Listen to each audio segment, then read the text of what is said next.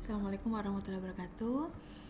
Pada hari ini saya akan membahas terkait sistematik literatur review yang kedua, contohnya. Nah, ini terkait tentang analisis ya, sistematik reviewnya faktor yang mempengaruhi implementasi sistem informasi manajemen rumah sakit. Nah, di sini dia akan menganalisis apa sih yang mempengaruhi implementasi sistem informasi manajemen rumah sakit.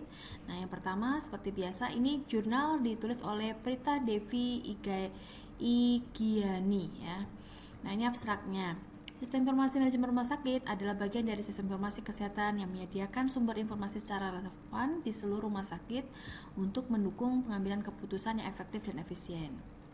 Nah, ini fenomena. Kemudian yang kedua, namun dalam pelaksanaannya ternyata masih banyak rumah sakit yang masih belum berhasil dalam implementasi SIM-RS. Nah, ini masalah. Studi kasus yang pernah dilakukan di sebuah rumah sakit ditemukan bahwa walaupun rumah sakit tersebut telah menerapkan SIM-RS cukup lama, tetapi belum sepenuhnya dirasakan manfaat oleh stakeholder. Nah, ini masalahnya. Implementasi SIM-RS yang kurang baik tentunya akan mempengaruhi mutu pelayanan rumah sakit. Hal itu akan mempengaruhi kepuasan pelayanan pengguna. Nah, ini pentingnya. Studi ini dilakukan untuk mengetahui faktor-faktor penting yang mempengaruhi SIM-RS, implementasi SIM-RS ya. Nah, sistematik itu dilakukan pada 10 jurnal internasional dan 10 jurnal nasional yang diunggah di media daring pada tahun 2010 dan 2000 sampai 2018. Faktor yang paling berpengaruh dalam implementasi SIM-RS ada people. Nah, ini adalah hasilnya. Nah, ini adalah metodenya seperti itu. Nah, ini yang pertama pendahuluan. Pendahuluan itu selalu harus ada fenomena, cerita tentang objeknya, lalu masalahnya, ada tujuannya. Nah, di metode penelitian ini dia ada langkah-langkahnya ya.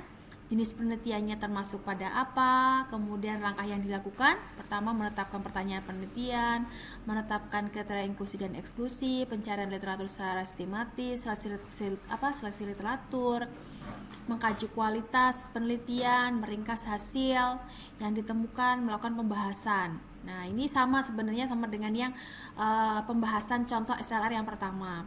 Cuman ini dia tidak dibahas secara mendalam. Nah, hasil penelitiannya ternyata diperoleh 23 variabel dari 20 jurnal tadi. 5 komponennya itu meliputi hardware, software, prosedur, data, dan people. Nah, ini yang menyebutkan variabel ketersediaan infrastruktur atau disebut komponennya ada hardware, berapa artikel. Kemudian software, berapa artikel. Software ternyata ada lancaran jaringan internet dan LAN, sistem komputerisasi, fungsional. Nah, kalau data ada berapa artikel. Nah, dia bahas seperti ini. Lalu ketika sudah dibahas, dia setelah dia identifikasi, lalu dia bahas nih. Apa sih kenapa kok hardware menjadi penting? Nah, ini direlevasikan dengan buku misalkan. Direlevansikan dari setiap variabel bukan variabel ya, komponen tadi. Nah, komponen tadi direlevansikan dari buku-buku dibuat mendukung, makanya banyak rujukannya, lalu disimpulkan gitu. Jadi ini disimpulkan semuanya ada 5 komponen dasar, yaitu hardware, software, data, dan data, prosedur, dan people. Dan yang paling banyak berperan penting adalah people, seperti itu. Nah, ini adalah salah satu contoh bentuk dari systematic review.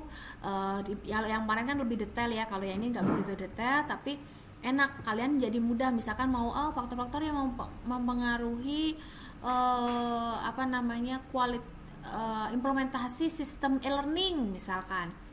Anda baca aja, cari. Nah, caranya seperti ini, seperti itu. Ini bisa ide saja. Itu saja untuk review dari yang pertama. Kemudian sekarang yang kedua, SLR yang ketiga. Ini terkait tentang sistematik literatur review kepuasan pelanggan terhadap jasa transportasi online. Nah, di sini ini jurnalnya ditulis Alma Apriliani, Muhammad Budi Luhur, Asep Jamaluddin, dan Kamal Prihandani.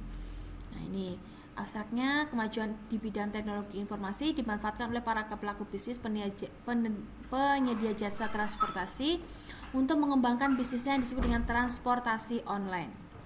Agar dapat bersaing dengan para penyedia jasa transportasi online lainnya, maka pelaku bisnis terus meningkatkan kepuasan para pelanggannya. Nah, saat ini banyak penelitian, ini kan fenomena. Nah, ini baru rasionalnya. Saat ini banyak penelitian yang memiliki faktor yang mempengaruhi kepuasan pelanggan, termasuk transportasi online. Nah, metode yang digunakan dalam penelitian ini adalah SLR yang publish pada tahun jurnal yang tulisnya pada tahun 2016-2019. Terdapat 3 research question yang ditetapkan, hasil akhirnya ini hasil penelitiannya seperti itu. Nah, sama dia pendahuluan.